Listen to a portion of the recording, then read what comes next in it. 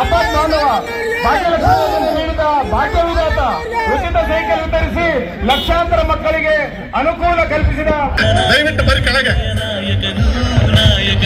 ದಯಮಾಡಿ ನಮ್ಮ ಹೊನ್ನಾಳಿ ಅಂತ ಅವಳಿ ತಾಲೂಕಿನ ಕಾರ್ಯಕರ್ತರ ಮುಖಂಡ ವಿನಂತಿ ಮಾಡ್ತೀವಿ. ಯಾವತ್ತೂ ವೇದಿಕೆ ಮೇಲೆ ಬಂದಿಲ್ಲ, ಇವತ್ತು ಬಹಳಷ್ಟು ಜನ ಬಂದಿರಿ, ಕೈ ಮುಗಿದು ಪ್ರಾರ್ಥನೆ ಮಾಡ್ತೀನಿ. ವೇದಿಕೆ ಬಹಳ ತಡೆಯಲ್ಲ, ದಯವಿಟ್ಟು ನಮ್ಮ ಕಾರ್ಯಕರ್ತರ ಮುಖಂಡ ಕೆಳಗಡೆ ಬರ್ಬೇಕಾಗಿ ವಿನಂತಿ ಮಾಡ್ತೀವಿ. ದಯಮಾಡಿ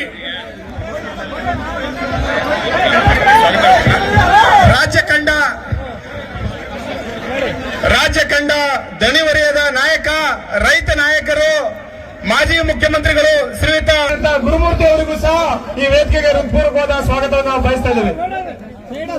ರೈತ ನಾಯಕ ಬಿಎಸ್ ಯಡಿಯೂರಪ್ಪನವರಿಗೆ, ರೈತ ನಾಯಕ ಬಿಎಸ್ ಯಡಿಯೂರಪ್ಪನವರಿಗೆ, ಎಂಪಿ ರಾಘಣ್ಣನವರಿಗೆ, ಹೊನ್ನಾಳಿ ಅವಳಿ ಎಂಪಿ